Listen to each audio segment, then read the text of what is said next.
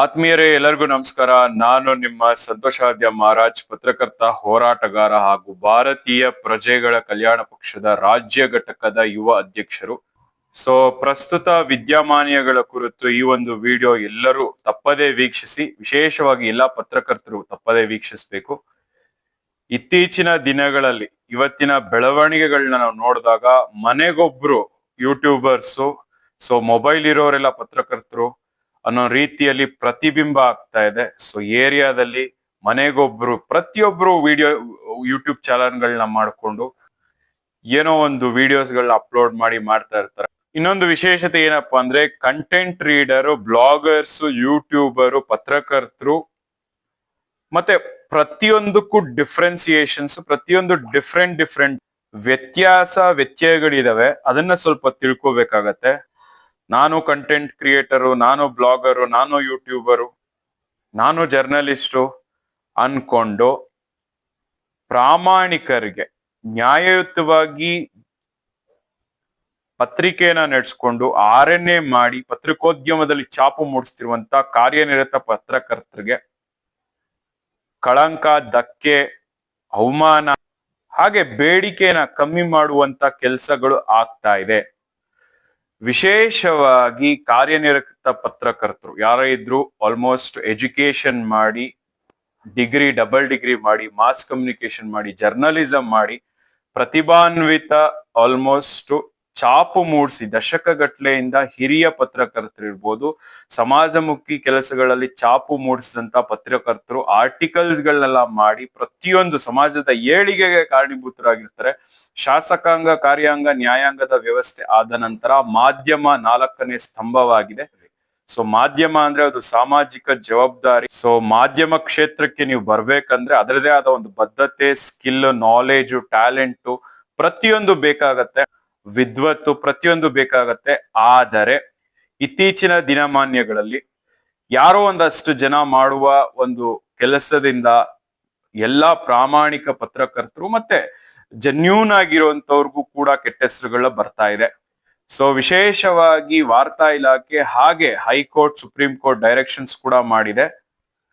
ನಕಲಿ ಆಗಿರ್ಬೋದು, ಫೇಕ್ ಮಾಡೋರಾಗಿರ್ಬೋದು, ಇಲ್ಲ ಅಧಿಕಾರಿಗಳಿಗೆ ಧಮಕಿ ಕೊಡುವಂತದ್ದಾಗಿರ್ಬೋದು, ಸಮಾಜಘಾತಕ ಎಲಿಮೆಂಟ್ಸ್, ಆಂಟಿ ಸೋಷಿಯಲ್ ಎಲಿಮೆಂಟ್ಸ್ ಅಂತ ನಾವೇನ್ ಕರಿತೀವಿ, ಪತ್ರಕರ್ತರು ಅಂತ ಹೆಸರು ಹೇಳ್ಕೊಂಡು ಈ ತರ ಮಾಡುವಂತದ್ದಾಗಿರ್ಬೋದು, ಅಕ್ಷಮ್ಯ ಅಪರಾಧ. ಆಕ್ಚುಲಿ ಆತರ ಯಾರು ಕೂಡ ಮಾಡಬಾರದು. Respect every one, we respect all the religion, ಸರ್ವ ಜನಾಂಗದ ಶಾಂತಿಯ ತೋಟ.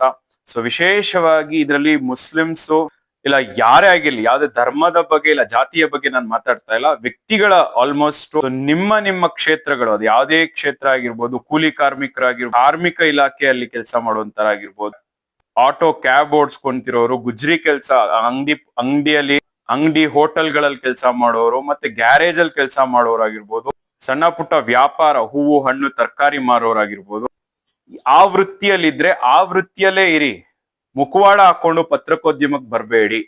ನಿಮ್ಗೇನು ನೈತಿಕತೆ ಇದೆ ಪತ್ರಕರ್ತರ ಬಗ್ಗೆ, ಇಲ್ಲಾಂದ್ರೆ ನಿಮ್ಗೇನು ಪತ್ರಿಕೋದ್ಯಮದ ಬಗ್ಗೆ ಏನು ಓದಿದೀರಾ, ಎಲ್ಲಿ ಡಿಗ್ರಿ ತಗೊಂಡಿದ್ದೀರಾ, ಇಲ್ಲ ಎಲ್ಲಿ ಕೋರ್ಸಸ್ ನ ಮಾಡಿದೀರಾ. ವಿಶೇಷವಾಗಿ ನಿಮ್ಮ ಕೆಲಸ, ಯಾವ್ದೇ ಕ್ಷೇತ್ರ ಆಗ್ಲಿ, ಯಾವ್ದೇ ಕೆಲಸ ಆಗ್ಲಿ ನಾವು ರೆಸ್ಪೆಕ್ಟ್ ಮಾಡ್ತೀವಿ. ಆದರೆ ಮುಖವಾಡಗಳು ಹಾಕೊಂಡು ಕಳ್ಬಾಳ್ನ ಬಾಳ್ಬೇಡಿ. ನಾನೊಬ್ಬ ಪತ್ರಕರ್ತನಾಗಿ, ಹೋರಾಟಗಾರನಾಗಿ ಆಲ್ಮೋಸ್ಟ್ ನಾಡು, ನೆಲ, ಜಲ, ಭಾಷೆ ವಿಷಯಕ್ಕೆ ಬಂದಾಗ ನಮ್ಮದೇ ಆದ ಒಂದು ಕೊಡುಗೆ ಇದೆ. ಅದು ನಿಮ್ಮೆಲ್ಲರಿಗೂ ಕೂಡ ಗೊತ್ತಿದೆ. ಎಸ್ಪೆಷಲಿ ವಿಶೇಷವಾಗಿ ಯಾವುದೋ ಒಂದು ಸಮುದಾಯ ಇಲ್ಲ ಯಾರನ್ನೂ ನೋವು ಮಾಡುವಂತ ಒಂದು ಉದ್ದೇಶ ಇದ್ರಲ್ಲಿ ಇಲ್ಲ. ಆದರೆ ನೀವು ಅರ್ಥಕೋಬೇಕಾಗತ್ತೆ, ಸ್ವಪ್ರೇರಿತರಾಗಿ ಅರ್ಥಕೊಂಡು ನಿಮ್ ವೃತ್ತಿಯಲ್ಲಿ ನೀವಿರಿ. ಆಟೋ ಓಡಿಸ್ತಾ ಇದೆ ಆಟೋ ಓಡಿಸಿ, ಕ್ಯಾಬ್ ಓಡಿಸ್ತಾ ಇದೆ ಹೆಮ್ಮೆಯಿಂದ ಕ್ಯಾಬ್ ಓಡಿಸಿ, ನಿಮ್ದೇನೋ ವ್ಯಾಪಾರ ಮಾಡ್ತಿದ್ರೆ ಅದ್ರಲ್ಲಿರಿ. ಪಾರ್ಟ್ ಟೈಮ್ಗೆ ವೀಕೆಂಡ್ಗೆ ಬಂದು ಇಲ್ಲಿ ಯಾರೋ ಕಷ್ಟಪಟ್ಟಿರ್ತಾರೆ, ಏನೋ ಒಂದು ಇಂಟರ್ವ್ಯೂ ಮಾಡಿರ್ತಾರೆ, ಕೆಲಸ ಅದು ಏನೋ ಬಂದ್ ಮಧ್ಯದಲ್ಲಿ ಇದ್ ಮಾಡೋದು, ಇವೆಲ್ಲ ಬಿಟ್ಬಿಡ್ಬೇಕಂದ್ರೆ ಆಕ್ಚುಲಿ ಇದೆಲ್ಲ ತುಂಬಾ ನಡೀತಾ ಇದೆ. ಆ ಒಂದು ಬೆಳವಣಿಗೆಗಳು ಕಡಿವಾಣ ಆಗ್ಬೇಕು. ಹೈಕೋರ್ಟ್, ಸುಪ್ರೀಂ ಕೋರ್ಟ್ ಡೈರೆಕ್ಷನ್ಸ್ ಕೂಡ ಕೊಟ್ಟಿದೆ. ಹಾಗಾಗಿ ಜೆನ್ಯೂನ್ ಇರುವಂತ ಪತ್ರಕರ್ತರಿಗೆ ಇದರಿಂದ ತೊಂದರೆ ಆಗ್ತಾ ಇದೆ, ಕೆಟ್ಟ ಹೆಸರುಗಳು ಬರ್ತಾ ಇದೆ. ಅದೆಲ್ಲ ನಿಲ್ಬೇಕಾಗತ್ತೆ. ಸೋಷಿಯಲ್ ಮೀಡಿಯಾ ಜಗತ್ತಿನಲ್ಲಿ, ಆಧುನಿಕ ಯುಗದಲ್ಲಿ ಆಲ್ಮೋಸ್ಟ್ ರಿಜಿಸ್ಟ್ರೇಷನ್ ಅಂದ್ರೆ ಏನು, ನೀವು ರಿಜಿಸ್ಟ್ರೇಷನ್ ಮಾಡಿದೀರಾ, ಏನು ಅದಕ್ಕೆ ಮಾನದಂಡಗಳು ಏನಿದೆ ಅದೆಲ್ಲ ಪ್ರಕಾರ, ಪ್ರೊಸೀಜರ್ಸ್ ಪ್ರಕಾರ ಹೋಗ್ಬೇಕಾಗತ್ತೆ. ಎಲ್ಲೋ ಒಂದ್ ಕಡೆ ಏನೋ ಒಂದ್ ಕಡೆ ನೋಡ್ತೀರಾ, ಇದು ದುಡಿಮೆ ಆಗತ್ತೆ, ಆದಾಯ ಆಗತ್ತೆ, ಏನೋ ಒಂದ್ ಆಗತ್ತೆ ಅಂತ ಬರೋದು, ಕ್ಯಾಮ್ರಾ ಇಟ್ಕೊಂಡು ಎಲ್ಲೋ ಒಂದ್ ಮೈಕ್ ಲೋಗೋ ಮಾಡ್ಕೊಳ್ಳೋದು, 100-200 ರೂಪಾಯಿಗೆ ಯಾವ್ದೋ ಒಂದು ಐಡಿ ಮಾಡ್ಕೊಳ್ಳೋದು, ಇದೆಲ್ಲ ಅಲ್ಲ. That is not the right way. ನೋಡಿ, ಅಸೋಸಿಯೇಷನ್ ಅಲ್ಲಿ ರಿಜಿಸ್ಟ್ರೇಷನ್ ಮಾಡಿರ್ಬೇಕು.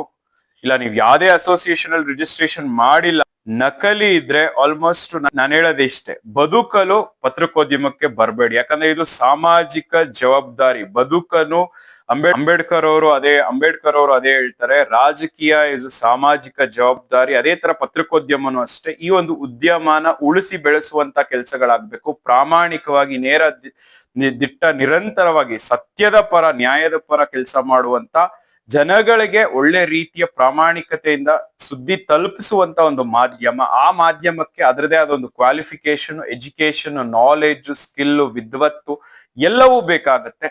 ಸೊ ನಿಮಗೆ ಅದರಲ್ಲಿ ಅರ್ಹತೆ ಇದ್ರೆ ಡಿಗ್ರಿಗಳನ್ನ ಮುಗಿಸಿ, ಅದರದೇ ಆದ ಒಂದು ಕೋರ್ಸಸ್ ಇದೆ, ಮುಗಿಸ್ಕೊಂಡು ಸಂಸ್ಥೆಗಳಲ್ಲಿ ಕೆಲಸ ಮಾಡಿ, ಅದಾದ ನಂತರ ಪ್ರೊಸೀಜರ್ಸ್ ನ ಫಾಲೋ ಮಾಡ್ಕೊಂಡು ನೀವು ಬನ್ನಿ.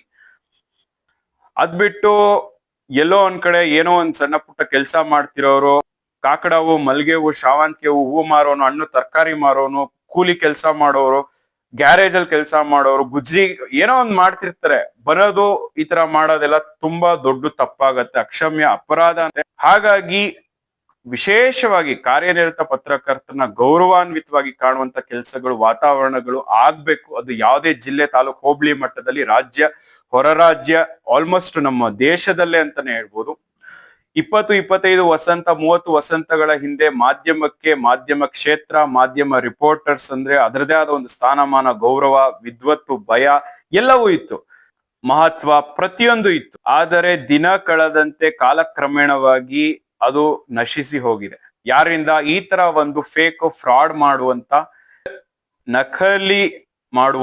ನಕಲಿಗಳಿಂದ, ಈ ತರ ಒಂದು ನಕಲಿ ಪತ್ರಕರ್ತರುಗಳಿಂದ ಹಾವಳಿಗಳು ಜಾಸ್ತಿ ಆಗಿದ್ದಾವೆ. ಸುಮಾರು ಇಲಾಖೆಯ ಅಧಿಕಾರಿಗಳಿಗೆ ಆಲ್ಮೋಸ್ಟ್ ಧಮಕಿ ಹಾಕೋದಾಗಿರ್ಲಿ, ಪ್ರತಿಯೊಂದು ದುಡ್ಡಿಗೆ ಆಮಿಷ ಹುಡುಗದ, ಇದೆಲ್ಲ ನಡೀತಾ ಇದೆ. ಇವೆಲ್ಲ ನಿಲ್ಬೇಕು. ಏನಂತೆ, ಶೂನ್ಯದಿಂದ ನಾವು ಬಂದಿರೋದು, ಪ್ರತಿಯೊಂದನ್ನು ನೋಡ್ಕೊಂಡು. ಹಾಗಾಗಿ ನಮಗೂ ಎಲ್ಲೊಂದ್ ಕಡೆ ನೋವಾಗಿರುತ್ತೆ. ಓದಿ, ಎಜುಕೇಶನ್, ನಾಲೆಜ್, ಸ್ಕಿಲ್ ಪ್ರತಿಯೊಂದು ಇರುತ್ತೆ. ಯಾರೋ ಬಂದು ನೀವ್ ಮಾಡಿರೋಂತ ಕೆಲ್ಸನ ಕಸ್ತ್ಕೊಂಡು ಹೋಗಂತ ಕೆಲ್ಸ ಆಗ್ಬಾರ್ದು. ಒಬ್ಬ ರೈತ ಉಳುಮೆ ಮಾಡಿ, ಬೆಳುಮೆ ಮಾಡಿ, ಉತ್ತಿ ಬಿತ್ತು, ಭತ್ತ ಬೇದು, ಇಲ್ಲ ಏನೋ ಒಂದು ಕೃಷಿ ಮಾಡಿ ಬೆಳೆದಿರ್ತಾನೆ. ಅದರ ಸಫಲತೆ, ಅದರ ಫಲಾಫಲಗಳು ಅವನ್ಗೆ ಸಿಗ್ಬೇಕು. ಮಧ್ಯವರ್ತಿಗಳು, ದಲ್ಲಾಳಿಗಳು ಅಂತ ನಾವೇನ್ ಹೇಳ್ತೀವಿ, ಅವರು ಅದರ ಒಂದು ಬಂಡವಾಳ ಮಾಡ್ಕೊಂಡು ಬಂಡವಾಳಶಾಹಿಗಳಾಗಿ ಬದುಕುವಂತ ವಾತಾವರಣ ಆಗ್ಬಾರ್ದು. ಅದು ಎಲ್ಲಾ ಕ್ಷೇತ್ರಗಳಲ್ಲೂ ಅನ್ವಯಿಸುತ್ತೆ. ಬಟ್ ಈ ಒಂದು ಮಾಧ್ಯಮ ಕ್ಷೇತ್ರದಲ್ಲಿ ಇತ್ತೀಚಿನ ಒಂದು ಬೆಳವಣಿಗೆ, ದಿನಮಾನ್ಯಗಳಲ್ಲಿ ಆಗ್ತಿರುವಂತ ಬೆಳವಣಿಗೆ ಕುರಿತು ನನ್ನ ಈ ಒಂದು ವಿಡಿಯೋ ಮಾಡ್ತಾ ಇದ್ದೀನಿ. ಪ್ರತಿಯೊಬ್ಬರು ಈ ಒಂದು ವಿಡಿಯೋನ ಕಮೆಂಟ್ ಮಾಡಿ ನಿಮ್ಮ ಅನಿಸಿಕೆ, ಅಭಿಪ್ರಾಯಗಳನ್ನ ತಿಳಿಸಿ.